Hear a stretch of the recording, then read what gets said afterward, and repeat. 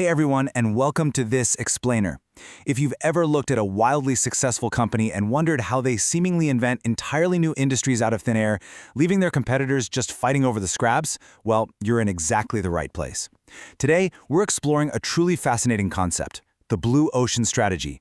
We're going to find out exactly how businesses break away from the pack to create completely uncontested market space.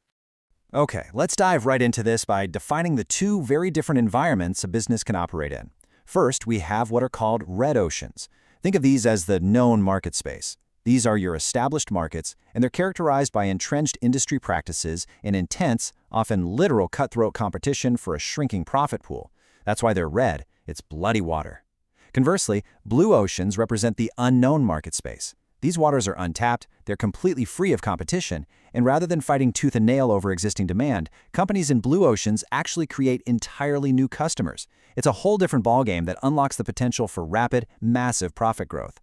So here's our roadmap for today. We're going to quickly contrast red and blue oceans, check out the profit impact, introduce a really cool tool called the Strategy Canvas, unpack the 4 actions framework, discuss pricing and costing, and then bring it all together with the strategic sequence. All right, let's kick things off with Section 1, Red versus Blue Oceans. The absolute core of this whole philosophy is a concept called value innovation. You know the old rule, right? Traditional competitive strategy says there's a strict value-cost trade-off. That old paradigm basically dictates that if you want to deliver greater value to your customers, it absolutely has to come at a higher cost. And if you want lower costs, well, you have to offer lower value. Value innovation completely shatters that rule.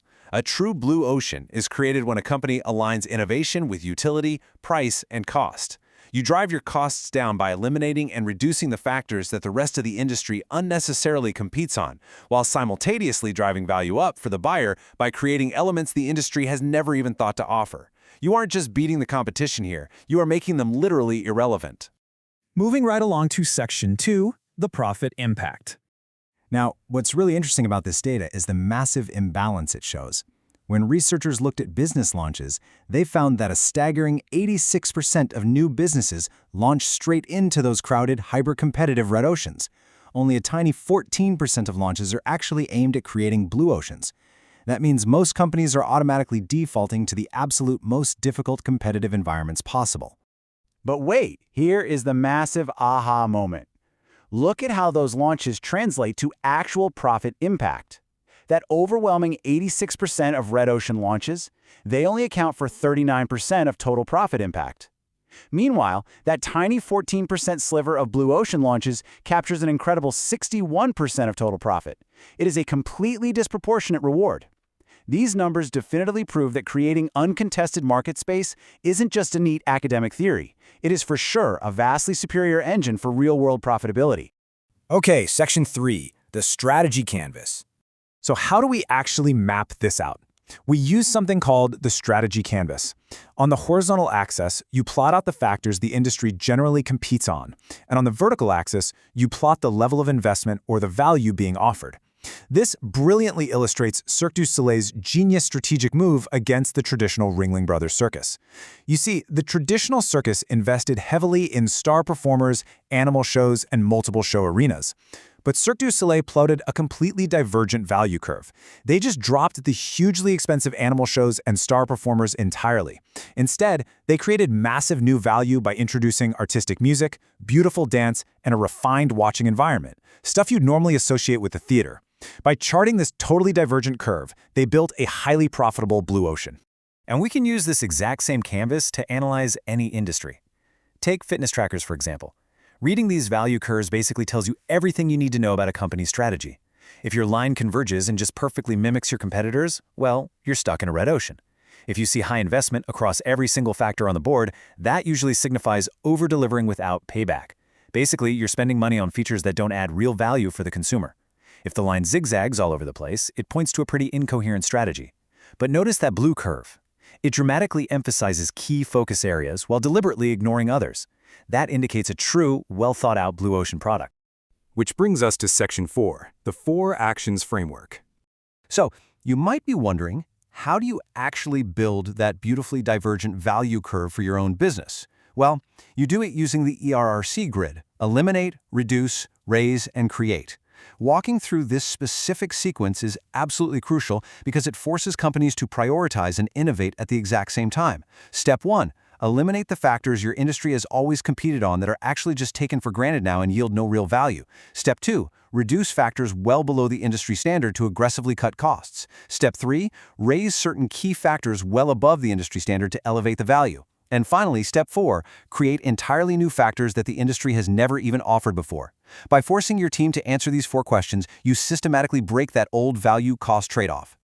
Next up, Section 5, Strategic Pricing and Costing. Now we need to talk about monetization. How do we price this without immediately inviting fierce competition? We do it by finding the price corridor of the mass. Setting the right strategic price is all about attracting the absolute greatest number of customers in the shortest amount of time. You do this by first identifying alternatives to your product. And I don't just mean direct competitors. I mean products with different forms but the same function, or even entirely different functions that achieve the exact same objective for the user. Then you examine the price and the user base of each alternative to find your optimal sweet spot. And this is incredibly crucial if your product relies on something called network externalities. That's just a fancy term for when a product becomes more valuable the more people use it. Think social media or gaming consoles. If that's you, you have to price strategically to capture the massive buyers instantly, which effectively shuts out the copycats. And that pricing strategy directly impacts our target costing.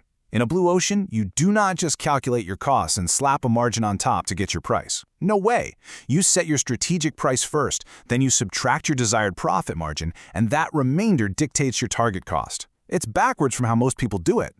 To hit that strict cost number without sacrificing the amazing value you just created, you can pull 3 specific levers. First, streamlining, simplifying your operations. Second, partnering, forming strategic alliances so you can share the cost burden.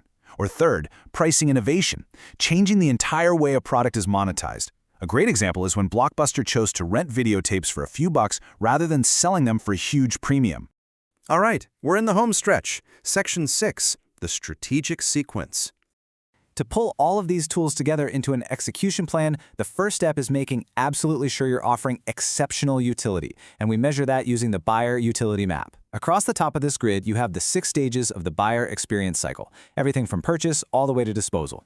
Down the side, you have utility levers, things like simplicity, convenience, and risk. By plotting your product on this grid, you can pinpoint the exact intersections where you are delivering exceptional value or removing a major headache for the buyer. If you aren't hitting key intersections here, well, you don't really have a blue ocean idea yet. And this brings us to our ultimate 4-step strategic sequence. Think of this as your final summary checklist to ensure your idea is actually commercially viable. Step 1, buyer utility. Is there exceptional utility in your business idea? If yes, advance. Step 2, strategic pricing. Is your price easily accessible to the massive buyers? If yes, keep going. Step 3, target costing. Can your cost structure actually meet the target cost to ensure your profit margin? And Step 4, adoption. Have you addressed the adoption hurdles up front by engaging your employees, your business partners, and the general public? You literally must clear all 4 of these hurdles in this exact sequence to ensure your blue ocean is built to last.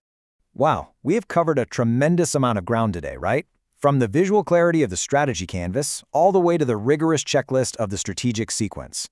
So I want to leave you with this final, kind of provocative thought. If you sat down right now and plotted your own company's current offerings on the strategy canvas, what would that line look like? Would it converge with every single one of your competitors just splashing around in a crowded, bloody red ocean?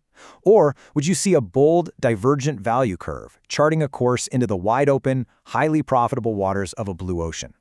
The tools to make the shift are right in front of you. Thank you so much for joining me in this explainer, and I highly encourage you to take these frameworks and start drawing your new map today.